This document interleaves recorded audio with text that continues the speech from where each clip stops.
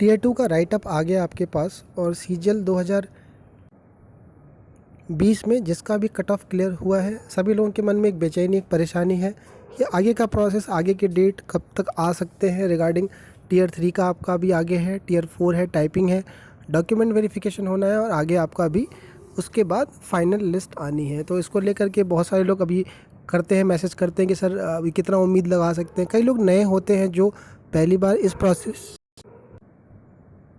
जुड़े हुए होते हैं, उनको इन सब चीज़ों का आइडिया नहीं होता। जो लोग पहले से देते आ रहे हैं उनको पता रहता है कि एसएससी में क्या है, टाइम का कितना समय लगता है। फिर भी हम बात करते हैं सबको लेकर के, तो ध्यान से समझिएगा स्टार्टिंग से लेके एंड तक का, राइट।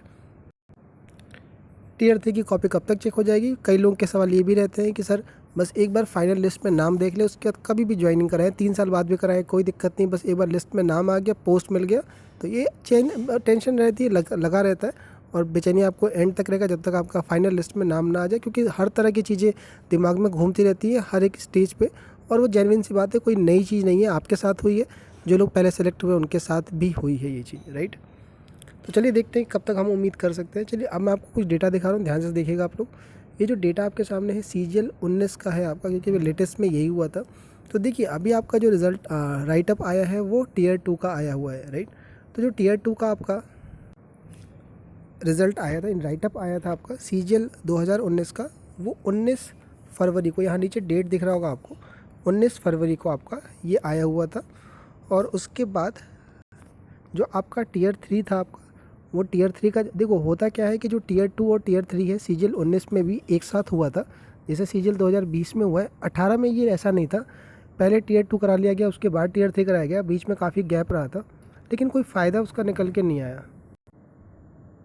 कुल मिला के टाइम तो वही लगा, लेकिन होता क्या है कि जिसका भी टीयर 2 क्लियर होता है केवल कॉपी उन्हीं की चेक की जाती है। कई लोग ये पूछते हैं कि सर इतने टाइम बीच में गैप था तो एसएससी ने कॉपी पूरी चेक क्यों नहीं करवा ली। कई लोग के सवाल ये रहते हैं कि इतने टाइम खाली फिर पेपर कराइए, क्या फ़ायदा हुआ। देखो अगर सबके कॉपी चेक करवा देती है तो एक तो सरकार का पैसा खर्चा होता है, और जिन बच्चों के क्लियर नहीं हुए फिर फ़ायदा क्या हुआ उनका। तो कॉपियाँ अब चेक होंगी, जिसका भी क्लियर हुआ है टीयर 2 केवल उनकी कॉपी एसएससी चेक कराती है।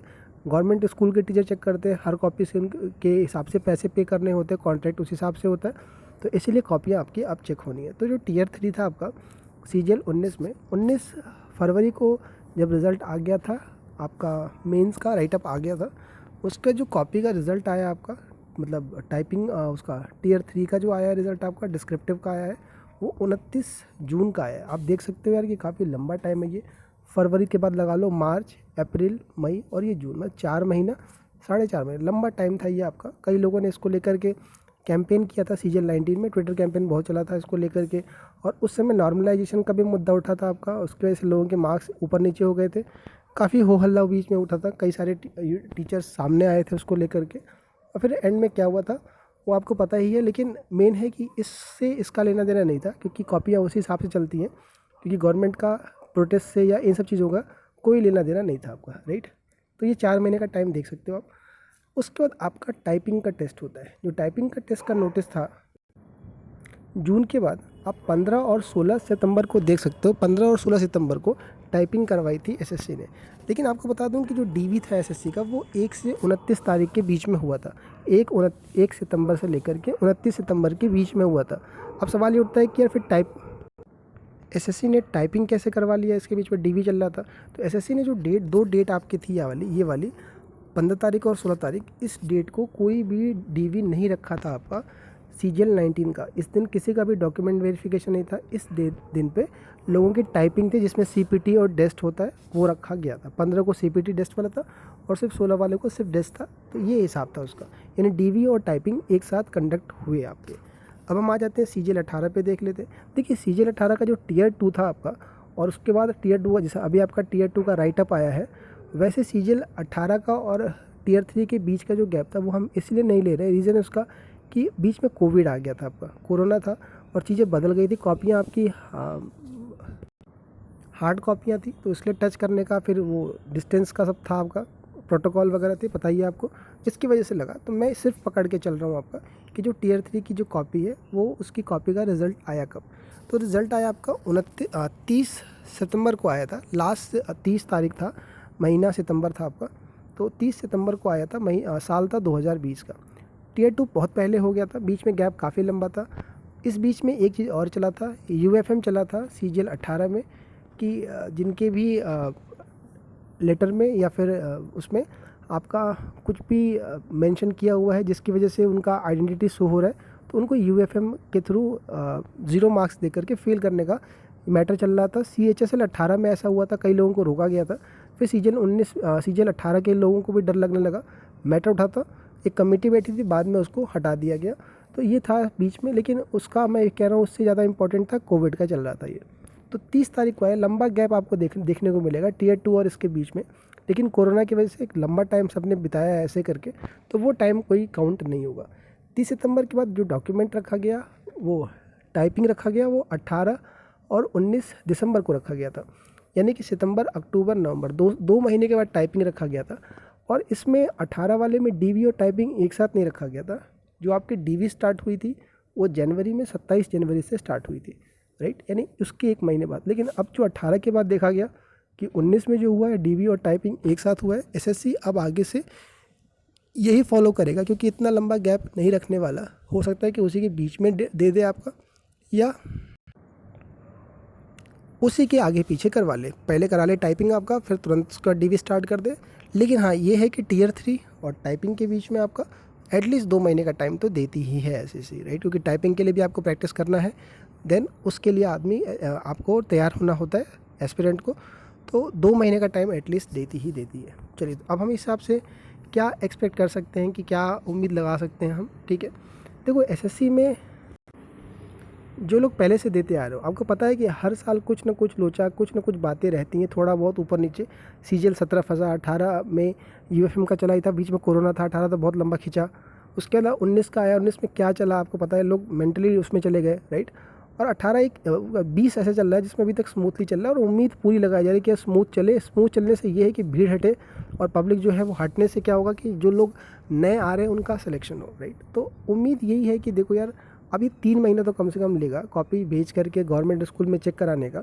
और गवर्नमेंट स्कूल में भी एग्ज़ाम्स भी चल रहे हैं, देखो तो, राइट, क्योंकि सरकारी स्कूल के जो एग्ज़ाम है वो लेट शिफ्ट हुए हैं आपके इस बार, तो थोड़ा एक वो भी फैक्टर हो सकता है आपका।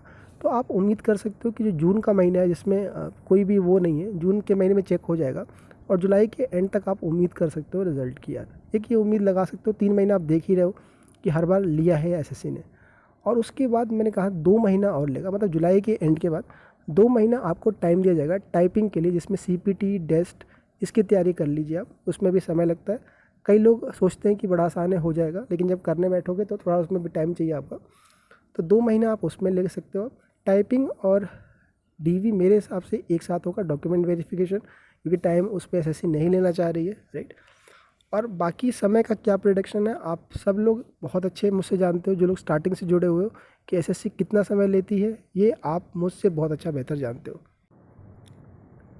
SSC भी अपने एंड से पूरी कोशिश कर रही है कि जितनी चीज़ें हैं पेंडिंग पीछे की, वो करा जाए, निपटाया जाए। और जितनी जल्दी प्रोसेस निपटता है, सबसे मेन जो चीज़ होता है कि जो रिपीटर्स होते हैं वो हटते हैं, दूसरा जो नए कैंडिडेट होते हैं उनको मौका। ऐसा नहीं कि हर एक कैंडिडेट बार बार देना चाहता है, कई लोग हैं, कम से कम मान के चलो कि अगर एक प्रोसेस कंप्लीट होता है तो कम से कम 20 से 30% सिलेक्टेड कैंडिडेट दोबारा से एग्ज़ाम नहीं देते। इससे प्रोसेस से वो फेडअप हो चुके होते हैं, और वो या तो जॉब कंटिन्यू करने के पीछे रहते हैं, या फिर कुछ अपना जो भी है आगे रखते हैं। तो यार, कम से कम वो लोग जो है रिपीट नहीं करते हैं, सीट वेस्ट आगे नहीं करेंगे। उससे क्या होता है कि दूसरों को, चाहे 10+2 है, देखो 10+2 की काफ़ी सीटें ख़राब हुई है। मैं CGL 18 से पूरा कवर कर रहा हूँ, पोस्ट प्रेफरेंस CGL 18 कवर किया है, 10+2 18 कवर किया है, CGL 19, 10+2 19, MTS भी कवर किया है। अब यार, इतना चीज़ करने के बाद मैंने एक चीज़ नोटिस किया कि सीटें काफ़ी वेस्ट हुई हैं। 10+2 की तो खासकर, 18 और 19 की तो आपको अंदाज़ा नहीं है कि लगभग आधे से ज़्यादा सीटें खाली हैं। तो यार, वो चीज़ हुआ है क्या है, रिपीटर्स ने ही तो कवर किया आपका। MTS की कितनी, जिनको ज़रूरत है यार, MTS जो लोग ज्वाइन कर रहे हैं 2-2 महीने में छोड़ दे रहे हैं, तो जिनको ज़रूरत है यार, कम से कम एटलीस्ट वो तो करें। किसी को एक जॉब की कितनी ज़रूरत है, कई साल से लोग लगे हुए हैं यहाँ पर, राइट, और एक पोस्ट कुछ नंबरों से रह जा रहे हैं। मेरा बस यही रहता है कि कम से कम जो एक इतने लंबे टाइम से अपना टाइम इन्वेस्ट कर दिया, कम से कम उसको एक पोस्ट तो मिल जानी चाहिए कम से कम। कई लोग का मैसेज आता है कि अब मन नहीं करता देने का, काफ़ी समय हो गया, इतने टाइम से दे रहे हैं, एक पोस्ट नहीं निकला और हुआ क्या है, कुछ नंबरों से रह गया कट ऑफ, एटलीस्ट उसको तो खाली हाथ से ना लौटना पड़े इतना टाइम देने के बाद। और कोई बहुत बड़ी चीज़ नहीं है ये, तो कोई बहुत बड़ा नहीं है कि यार इतना बड़ा था कि यार ये हासिल नहीं हुआ, या इतना कुछ बहुत बड़ी चीज़ नहीं है आपका, राइट। तो फिर यही उम्मीद है, बाकी अपने आप मार्क्स लिखिए कमेंट सेक्शन में, आगे के लिए प्रिपेयर करते रहिए आप। कोई डाउट है तो कमेंट में लिखिएगा यूट्यूब में, और टेलीग्राम ग्रुप का नीचे लिंक दिया हुआ है, इसको ज़रूर ज्वाइन कर लीजिएगा।